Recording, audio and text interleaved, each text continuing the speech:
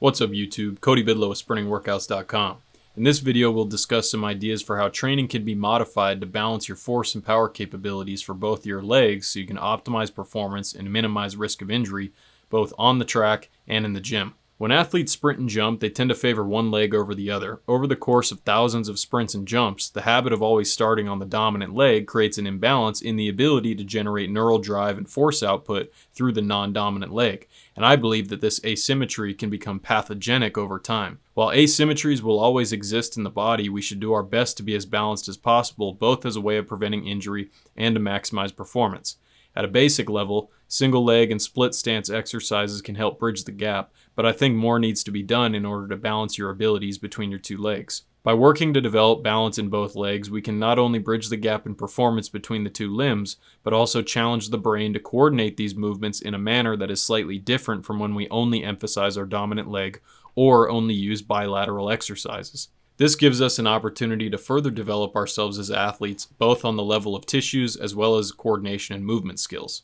So here are a few simple ways you can test for imbalances in your leg strength and power. First, you could time your 10-meter sprint for 4 to 6 sprints, alternating which leg you start from. Look at average times, best times, and slowest times to determine if you have a significant imbalance. This will assess imbalances as they relate to the sprint start, obviously. You can test for single leg vertical jump using the MyJump2 app. If you have a significant difference in your jump heights, you have an imbalance. This will test imbalances as they relate to vertical force production, mostly at slower speeds. You can test your single leg broad jump using a tape measure, taking note of which leg you can jump further with. This will test imbalances as they relate to horizontal force production, also at slower speeds. You can perform a single leg RSI test using a slow motion camera. So take your flight time and divide it by your contact time and see which leg struggles more to generate a high RSI. This will test imbalances as they relate to vertical leg stiffness and probably be more relevant to later acceleration and possibly into top speed. So now let's talk about creating balance when you're training at the track. So when we perform sprint training, throws, and plyometrics, we can create variability in our training while also promoting symmetrical balance in the body based on how we train and the exercises we select. The easiest way to ensure both your legs are equally capable is to alternate your start leg during your sprints. When timing myself, I noticed that starting on my non-dominant leg led to a 10-meter sprint time, which was consistently 1/10 of a second slower than when I start with my dominant leg forward.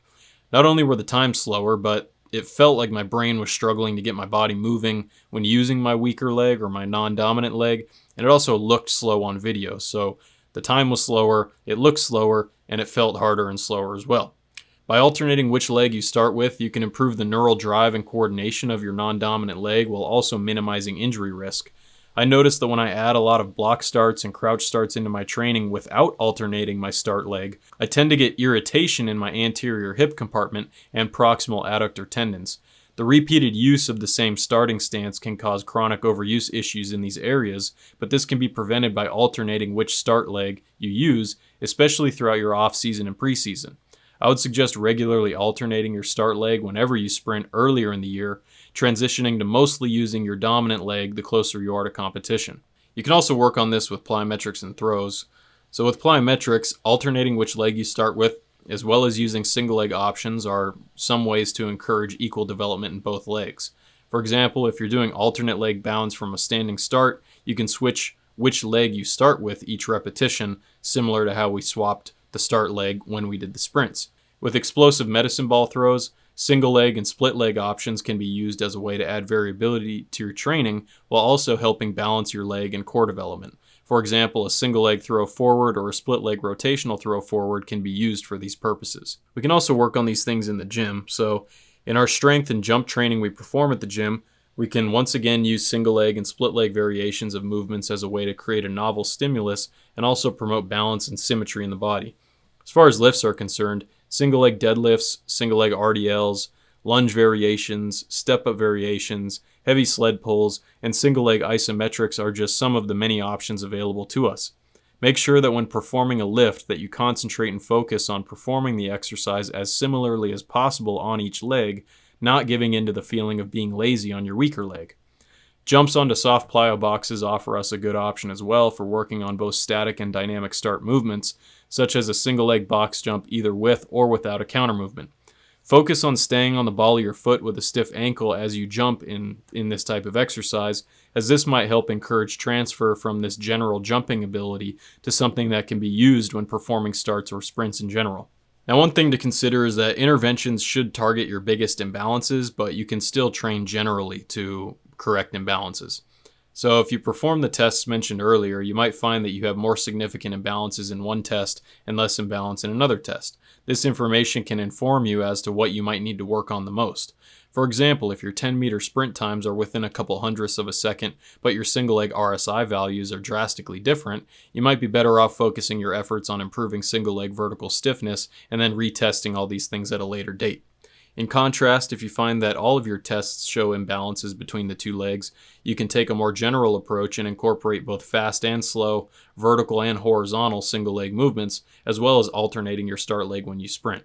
This will help correct imbalances in general and is probably the best way to go for most athletes, unless you have a very significant imbalance in one area and no other imbalances when you do those other tests. So to wrap things up, you do not have to get overly cerebral with setting up your training, but you should take a look at your leg imbalances through a variety of simple tests so that you can find opportunities for further development and injury prevention.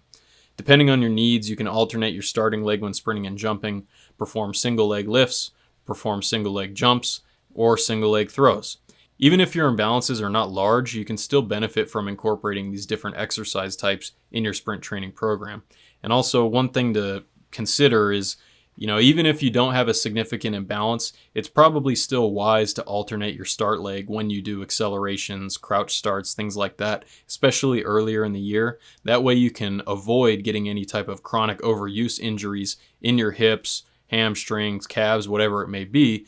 But by alternating your start leg, I think this is a very simple way to incorporate, this move toward finding balance in the body, minimizing injury, and also unlocking some opportunities to improve performance. Because if your neural wiring to your non-dominant leg is just not up to par, you're going to not only be limited when you start on that leg and it's slower, but also just when you sprint normally. If your right leg can't push off nearly as fast as your left leg, well, what's going to happen when your right leg contacts on that second step?